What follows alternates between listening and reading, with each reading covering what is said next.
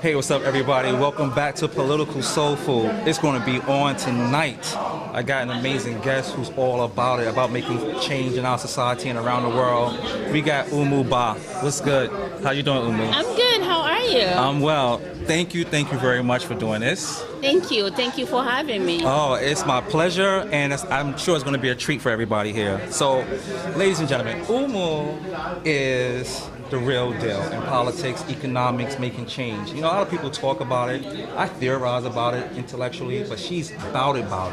Building schools, making change with her hands.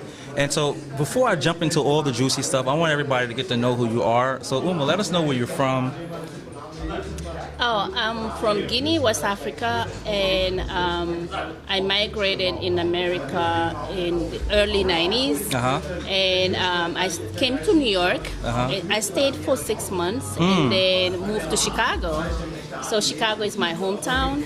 I know Chicago more than I know Guinea.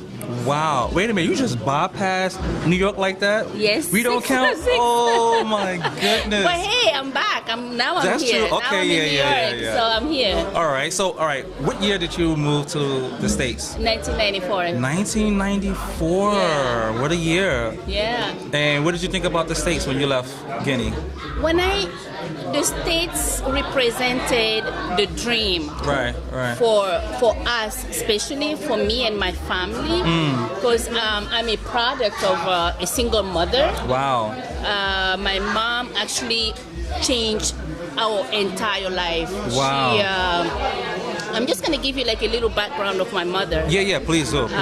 She was forced to marry my father when she was 13 years old. Really? And she couldn't further her school, so she had to drop out like in elementary school. Right. She had like 4 children, one passed away, and then she decided that wasn't the life that she wanted, so she just divorced, and that was unheard of at that point, because in my culture, women doesn't have that voice.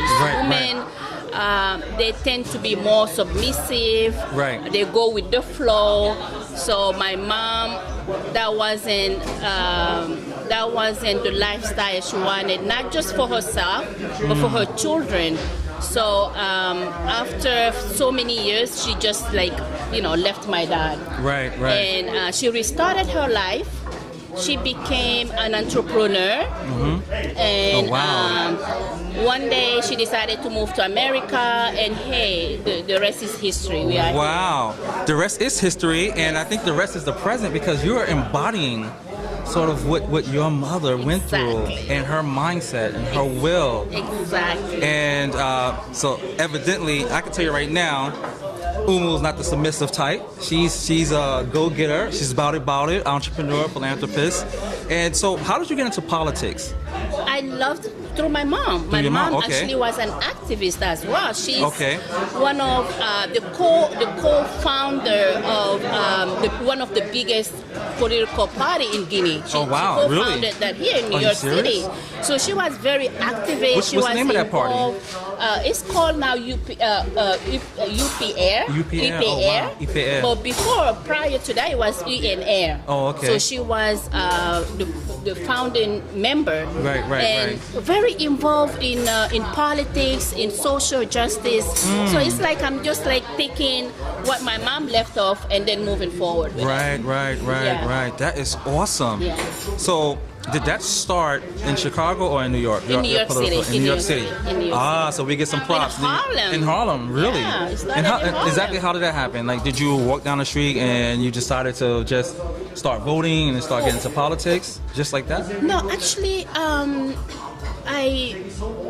the only thing I watch on TV is CNN, like MSNBC. It used to be Fox News. I used to watch all of that. So I was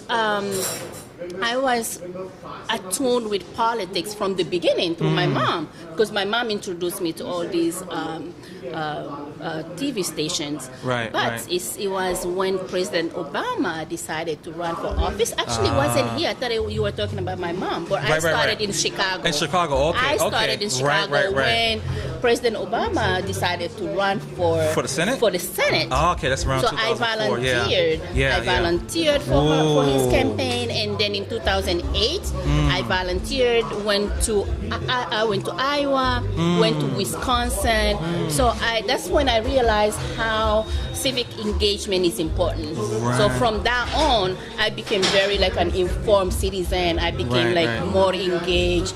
Now I'm like be knowledgeable about the policies, the issues, then you know. And you also did some work with Hillary Clinton too, right? And then actually I was a paid staff for Hillary Clinton in How was Ohio. That? Really? Yeah, I was in Ohio and when was this? That was in 2016. Oh, okay. Okay. Recently. You're in it. Right. Yeah, the Okay. presidential election. Yeah, Ohio was a tough state. It was a tough state, but actually the county I was working at, she won that county. She did? Oh, she did win that county. And the bigger margin than even when President Obama ran. Really? Yeah. Listen, if anybody's trying to run, you need to holler at Oumou. Yeah, we worked really hard for that in that county. And what kind of work did you do? Like, what were some of the challenges? What were the day-to-day things that you did in campaigning and working for Obama or for Hillary Clinton? It's just getting people to understand about the issues and the importance of voting.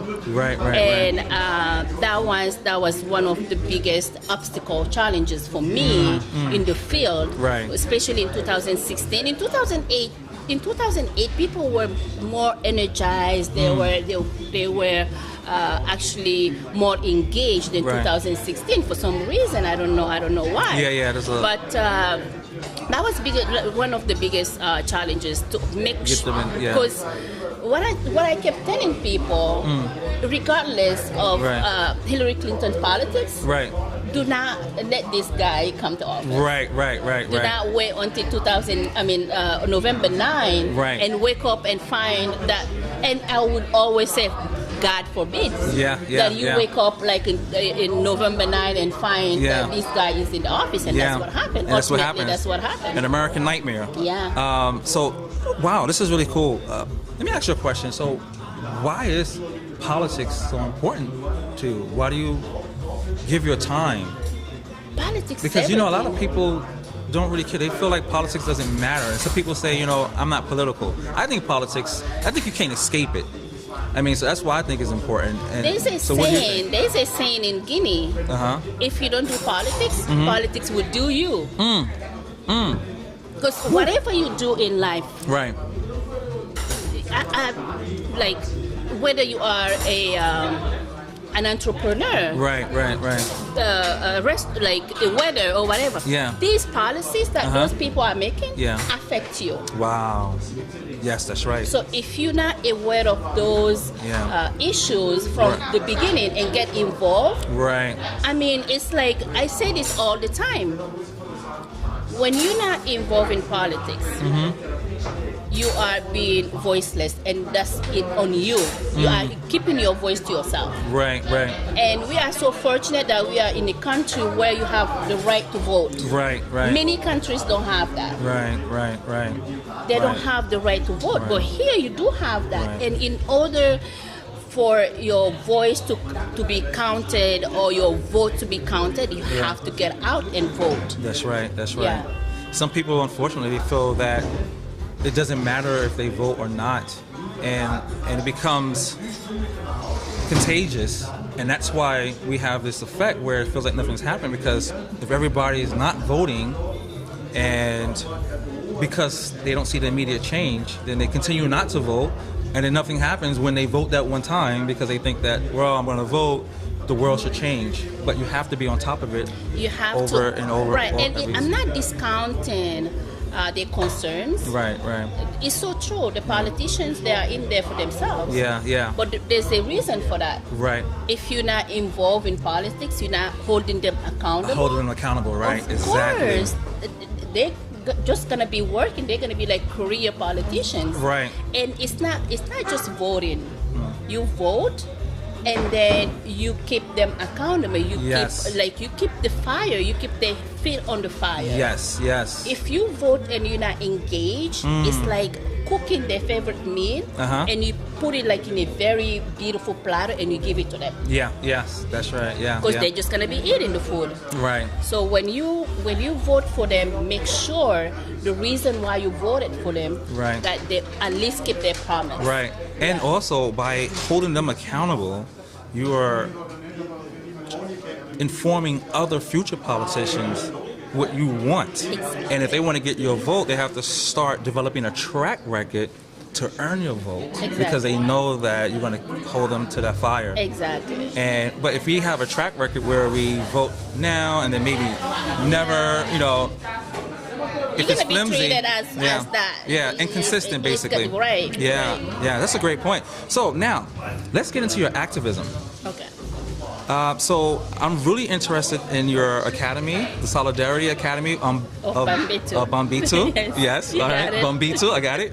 And what is that all about? It's like I said earlier, my mom is. I am the embodiment of what my mom has started. Yes. So this whole idea of the school is hers. Right. So we were so fortunate to be in this country where if you work hard, you get fruit of your hard work. So we decided to go back to Guinea and see what we could have done to contribute to the development of the country. Right. And there were so many sectors that we could have tackled. Right. But education was really one of the sectors where the government is the funds are not there. Right. So so we decided to build a school. Right. Because kids were, especially for the kids that were unfortunate, that underprivileged. Right. Because without education, you are the product of education. Yes, indeed. Without education, I'm not going to say that you won't succeed, but education is the how can I say this? Is the key. To the universe. Yes. And it's a foundation for our society. Exactly. Even if you don't want to be a teacher or learn about science, education gives you that basic foundation to interact with each other and understand how to judge politicians, how to understand the issues that we're dealing with. So that was that was the one thing that both of us, my mom and I, that's where we have to put our resources and see what we can do. So all right, so I'm gonna ask you about this academy. Up until which grade it goes? It's from kindergarten to high school. Kindergarten to high school? High school, really? Yeah. And is it co-ed or is it boys only or girls only? No, it's co-ed. It's really? Yeah. Wow, that's nice. Yeah, it is. Oh my goodness. It's beautiful. And what's the curriculum like? You teach reading, math, science? Just regular, like regular school. Oh, wow. Reading, English, math, biology, chemistry, philosophy. So all those subjects. Yeah. Right. And you're the co-founder, right? Yes, I am the co-founder. Wow. How long did it take for you to get this started? Like from beginning or from the idea to completion? Yeah. 2 years, 2.5 years. Yeah, it was 2.5 years. Mover, and she's a Black Panther. Yeah, 2.5 years. Yeah, that's what's up. Making it happen. Yes. Building. Yeah. So how often do you go by? I was there last summer. Really? Yeah. I gotta get over there. You should come. Oh my God, you should come and visit. Yes, I'm gonna do that. I'm going to Wakanda, y'all. You should come. Yeah. I'll take you to Guinea. You're gonna love it. Wow. So let's talk about entrepreneurial stuff. How did you get into being an entrepreneur? Again, my mom. Really? Mom? I love this. This is good too, because we're going to talk about women's issues and women's history. So you're showing that important. She is everything that I aspire to be. What's your mom's name? Salimatu. Salimatu. Hajja Salimatu Diallo. And she's in Guinea.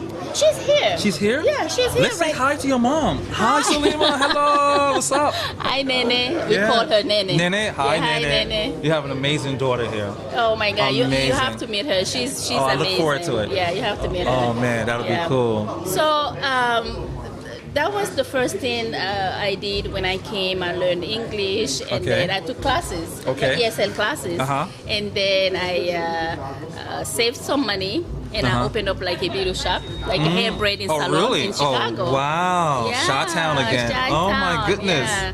And then I opened up like a dollar store.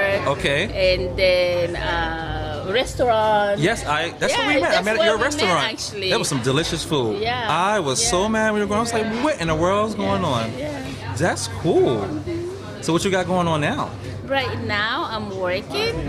I'm going to school. That's right. That's right. Yeah, you're big on education. Yeah, right? I'm going to school, and then I have a few businesses in Guinea. I love how you integrate everything. And some people think that once you get to one project, you're stuck in that. And I like how you pursue education, you do your politics, you do your economics, and you pursue your education again. You're constantly growing and constantly learning. Man, I guess that's that fire from your mom. That is the fire from my mom, and you have really to keep cool. moving. Right. Like you have to keep innovating. You have to keep seeking for higher purpose, higher knowledge. Right. That's what I do. I like to change things. I don't like to be stagnant in one place. Right, I like see to that. move on. Nice. Let's get into women's issues now. Oh my God. Oh. Let's talk about what do you think about. What do you want to see for women of our day? What changes you think need to be made? Before I even answer that question, Yes. All right.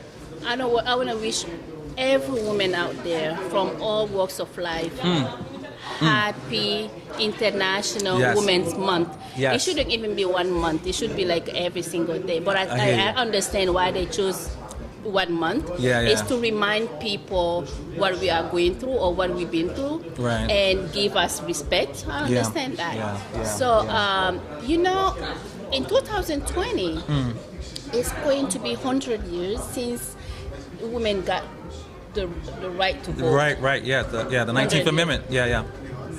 And I think we still this is 100 years, and we still are talking about that. And women are underrepresented in all levels. Yes. Cross board. Yes. In politics. Yes. In corporate America. Yes, absolutely. And everywhere, actually. Yes. So what can we do together as a society? Yes. To at least have some representation of everybody, and the equal wage. Yes. I want to talk about that. You want to talk about that? Okay, great. I want to talk about equal wage because this has been going on for decades. Yeah. And the reason why is because women are not represented. Yeah. Men are sitting on the table making decisions for us, making decisions about everything that we do, from what we wear, from what we do to our body, for how we do things. Because I think one factor, in one part, I think women have to realize that now they are capable. Right. They are competent. Right. To hold any type of positions on this planet. It doesn't matter. Strategic position, that's right. Politics, anywhere they can have it. Certainly. But in order to really get those positions to women, they have to be they have to want it. Right. I think that's what it's like, and maybe we are kind of afraid that we don't want to be failures. It's time to crash the party. Just kick that door wide open and go in. That's a good point. What do you think guys can do to help? What do we need to be doing? We all have to push policies that can help women.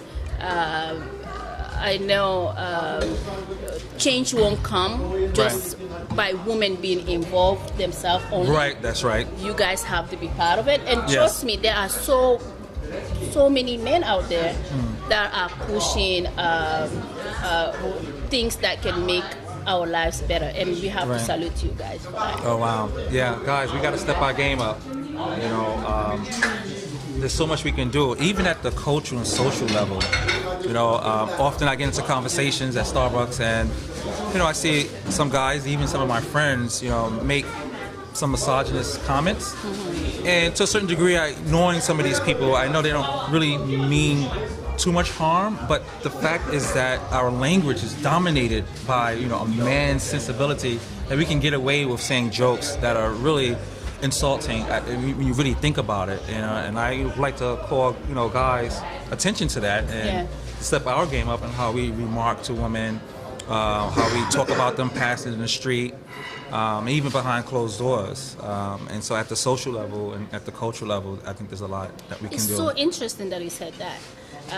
I think one of the areas that the feminism, you know, forgot to do, what we did is to empower women, and we forgot to educate men how young boys how important it is to have a respect for women. That's right. That's right. Yes. When you have a sister, like let's just talk about like a family setting. Yes. When a young boy is taught that your sister should be respected, your sister is as valuable as you are. Right. Your sister, you should have your sister's back no matter what. Right. And he grows up in that environment. Of course, that boy, that man now would never denigrate a woman. Right. Because from the beginning, he was taught that woman has to be respected. Right. We got to learn that. So I think we have to do that. Yeah, we got to raise a child in the right way. We have to raise the young boys. That's right. Just the way now we are empowering women to just see themselves as equal as men. Absolutely. You know, unfortunately, I know somebody who made a really bad comment and said, you know, women's and gender courses doesn't make sense, full of crap. Why would I need to spend 4 years learning about woman stuff? It's just obvious. And I was just like, oh my God. And I'm just thinking about this person's children.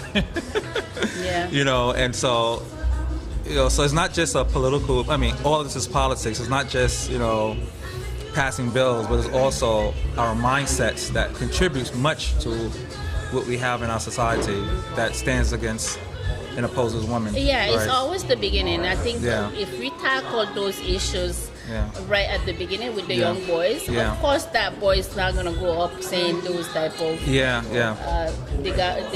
derogatory towards women. Right.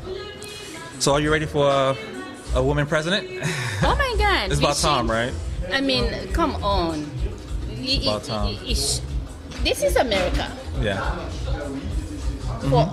This is America, where we thought that we are free, but still we don't have enough representation. Yeah, we don't have enough representation. We got to get out there and represent, y'all. You got to vote. We need all hands on deck. And unfortunately, I think a lot of people think that politics is about waiting for that perfect person with the perfect resume, and we don't even live our own lives like that. You know, I had somebody tell me, like, you know, I'm going to vote my conscience, and if this candidate is not perfect, then I'm not voting at all. Meanwhile, you know, I'm not going to call any names out, the same person would eat food that's not really good for them. And I go, wow, this look at what you're doing. And they'll say, well, I got to eat. And the same way, you got to vote. Right, so sometimes we have to make choices with the best selection we have to make sure we don't get the worst outcome. Yeah, but again, if they were looking for a perfect resume, a perfect person, I think Secretary Hillary. Oh, she was compared to Donald Trump. Oh, please! It's not even, you cannot even like compared to most other presidents. You know? Please, so, Hillary was on point. Right. So I'm not saying she's a saint. Yeah. And I don't care about that. Right. You know, I mean, I got family members who caused some trouble. But Hillary Clinton was she would have made history, and definitely took this country much further than where we are right now. not just symbolically, but also materially, you know. So it's a shame. Yeah. Hopefully it's a lesson for many of us. And many of the guys who couldn't stomach the fact that they're going to have a female woman, president. female president, Right. Madam President. That's just Right. messed up. Yeah. That's just messed up. But they for thinking so, they have lead a creation of a huge movement. Now women Right. are getting more involved in politics. They are Right. running for higher, Right. positions now more Right. than ever. So if that was the thinking, yeah. I think they have missed the point there. Right, exactly, Right. exactly. Yeah. But you know, the good news is that, you know, Trump's presence is galvanizing a lot of people. I think there's going to be a flood in the upcoming years. There's going to be a flood of women, you know. Any female politicians you got your eyes on? Oprah Winfrey. Oh, really? Oh, my God. I know people I'm going to come just after like you. I'm already seeing you get begging. to I'm come. just like begging for You her know, to run. it would be interesting. It would be interesting. Why not Yes, Oprah? You know, a lot of why people not? fronting on her like, oh, but why not Oprah? Why? We had a real billionaire a black woman who pulled herself, a self-made. Billionaire. She And a very is what many people compassionate- wanted Trump to be. Right, You know? very compassionate person who has done tremendously Yeah. all over the world, not Yeah. just like in America. Right, like right. all over the world. And unfortunately, you know, a lot of us, even some African Americans, they find one or two faults and they throw her under the bus or anybody under the bus. But yeah, I think I would definitely support that. Yeah. I'm also thinking about Kamala Harris out of California. Okay. You know, she's definitely, you know, she has a political pedigree, maybe a little bit more experience according to certain people's opinion. Mm-hmm. But she's definitely someone I think that can handle the office. So yeah, I got my eyes on Kamala Harris. You know, Good. yeah. I And like her Oprah. too. But do you think Oprah is serious about running? I'm not sure. She might have just been like getting us excited to think about voting. I think she's just motivating us. I'm just hoping to God that she runs.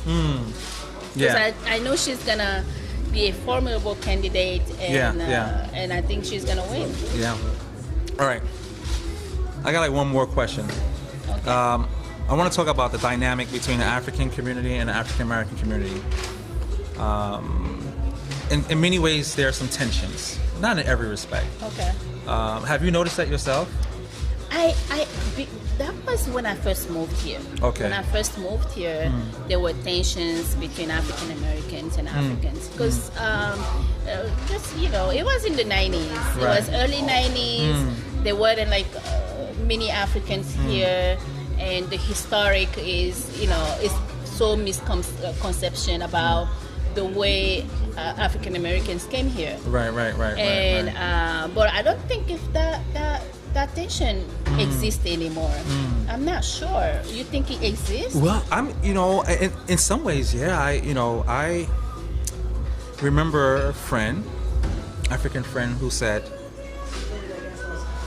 "But the good thing about Donald Trump winning is that he can get lazy black people off their behinds." And it's almost like that perception, I guess, that African Americans are lazy. And I remember comments such as, you guys did all this fighting, civil rights didn't mean anything. And if you fought for the civil rights, like, why is Black America still in this, struggling position? And for me, I take it as perhaps a little bit of a blind spot of history, not realizing that there was a reaction against the civil rights movement, which debilitated progress to a certain degree. I mean, the blatant murder, of our leaders, even mainstream politicians like the Kennedys, and gentrification and divestment in black communities. All of these things were attacks after the civil rights movement that crippled a lot of neighborhoods. But I find that similar kind of theme, and not in every person from Africa. I mean, for me, the majority of my African brothers and sisters are for the cause, and they understand. But I'm curious to hear from your side if that's something that you've seen.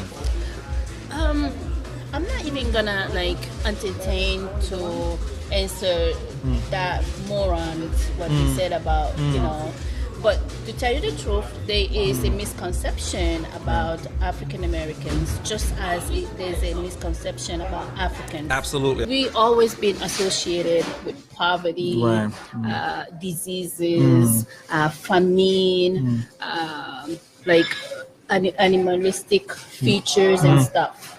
So that's the misconception out there. Yes. And the media has done that effectively. Yes. Okay, because even as an Africans, that's how we think about ourselves as poor. Right. And the continent is not poor. It's one of the wealthiest continents in the planet. Right, that's but right. That part has never been portrayed in the media. Right, and there's right. a reason for that. Yeah. Just as much as African Americans. Right. African America as well, they have been portrayed as being lazy, as being entitlement, community. Yes. All of that we know is politics. Yes. Yeah. They have been successfully doing that just to make us feel as inferior as possible, as that character as possible. Yes. But I that's my opinion, and I strongly believe this. Yeah. The influx of Africans migration to America has changed that drastically. Yes. Because he had made us like to coexist, to live together, Yes. to understand each other, not just what we are seeing on TV. Now we are basing our observation. I mean, our thoughts based on what we have observed and what we have interacting with these people. Right. So I think that is dissipating little by little. That misconception about it. And I don't think if there's a really like a deep tension anymore. Right. That's one factor. And the other factor. Okay, I'm just gonna go back to the first factor. Now, Africans are seeing now. The reason why African Americans have been portrayed that way, okay, and as opposed to, oh no, they are just lazy, they don't want to work. Understanding the background, understanding the historical. Right. Yes. The historical causes. Now we have grappled to that understanding. Right. And also African Americans as well. Now you guys are seen as like a full-fledged blood people. We're not animals. We're not monkeys. We're not like stupid. We're not full of people who have diseases. We have aspirations. Yes. We have goals. Yes. We are hardworking people. So we have shared belief now. Yes. Our children are going to the same schools. Yes. We are eating the same food. Yeah. So I think that misconception, unless people who don't want to understand the history of it, still have that idea. Right. Okay. Yeah. And the other factor is the election of President Obama. Yes. That I think put the stamp on the envelope. Yeah. Because being African. Now he's the president. No, not being African, half African. That's Sure. But you know, in Kenya they say if his tribe, the Luo tribe, and I read somewhere that his father said, if you got one drop of Lulu blood, you're full Lulu. Luo, that is. Yeah. No, because it's the pride. Like we are so proud. All of us are the first black to hold the highest position in this country. So that was unprecedented. So I think that also now African Americans are saying, oh God, our president is half African. Let's come together. We have been torn apart for so many centuries. And to tell you the truth, when I was in Africa, you guys represent everything for us, like dream. We used to, especially with hip hop, we used to dress like hip hop. We used to sing. We used to act. Still today, people acting like those people. Yes. You know what I mean? So I don't think that's funny. I'm glad you mentioned that because I don't know. Did you see Black Panther? Of course. Yeah. Right. So I sometimes I have this interesting concept. So Wakanda has several symbolic meanings to me. Two, one, it reminds us of Africa as this continent that's rich with minerals and with culture and with a great people. But also on another symbolic level, in the modern day sense, I also see America in a sense as being a Wakanda that has advanced and also needs to look to other places to share the advancements in wealth, entrepreneurship, and all that stuff, business, education, and the resources that we have here. So we have these sort of paradigms of Wakanda in all around, different ways to think about it. But yeah, because that popped in my head based on you sharing your perspective, the African perspective of America, of Black America. Mm-hmm. And so we have a responsibility as well to sort of share, our resources in whatever way we have it, and then vice versa. Right. And I think that was purposely done. Yeah, it was purposely done to really have patience, and we still have those type of problems even in Africa now. Right. In my country, there's a huge ethnic tension going on, and the same people. It's not like different races. These are the same people. They've been living together forever, but they're having tensions. And why is that? Because it's been it's history. It's absolutely history. Yeah, it's purposely done. I remember I always mention to people to check out the Berlin Conference. It was a conference in the 1800s where European nations got together and they decided which parts of Africa they're going to infiltrate. Right? And then we're wondering, why there's a lot of issues. And they infiltrated the continent without taking into account the different cultures, the different religions. They just went in piecing all these apart, separating families. So it's sometimes just looking at history, it's heartbreaking. Yeah, it's heartbreaking. And I love history. So. Same here. Yeah, it's cool. History. All right, so it's almost dinner time. You plan on eating something? Yay! So. Yeah, I've been drinking some delicious sorrel, also called bisap, and you have ginger. And ginger. You gotta come get your drinks. In Africa, we call it ginger. Ginger. And you like ginger, right? Yes, I love ginger. So between ginger, the bui drink you told me about, and the bisap, which is your favorite? I prefer really? Ginger. Isn't that really spicy though? The ginger? Not. No? No. This one is not. Just like all ginger though. You can have it spicy. Oh really? Yeah, this one is not spicy. I might take a sip. It. Yeah. I will see. I usually get bisap with a little dash of ginger. Bisap is more Senegalese. Oh, okay. But ginger is actually West African. Okay. Drink. Oh, okay. Nice. I don't like bisap, but I prefer ginger. Oh, really? Okay. So, all right. Make sure we get another round of ginger up in here. So, in wrapping up, some advice for our young people or people who are disenchanted with society or not really thinking about voting. 2018 is a big year, and so what will you tell them? Give us some advice. I would tell them to really see what the dynamic, the political environment, the climate, what is going on. Is it a climate that you want? Right. Is it are those issues really the issues that you care about, and are they affecting you in a positive way or negative ways? So you think about that, and then you get involved. You cannot just, things won't change if you are home sitting. You have to get informed. You have to mobilize. You have to get involved, and you go, and then you have to vote. You have a right to vote. That's your civic right to do. Yeah. At least you have that. Yeah, and responsibility. So, and your responsibility. Yeah. So please, guys, go out, especially you young the millennial generation, right? Especially, please, you guys maybe you are aware of what is going on with the gun control, but I'm so happy though. Of course, now those high schoolers are mobilizing. They're having a very huge movement. That's right. And I think that would bring out some changes. For sure. Into the I definitely agree with gun that. control. Yes, indeed. So just go out, please. 2018 is so important in so many ways. we want to take back the House. We want to take back the Senate. Yes. Okay. That's So right. go out. If you're not registered, go register. Go vote. Go and then bring out your friends, your family members. Just like make it like a dating date, like dating day, the day of voting. Oh yeah, we should all family, go out. Party family time on outing. voting day. I like that. That's Yeah, hot. That's hot. family.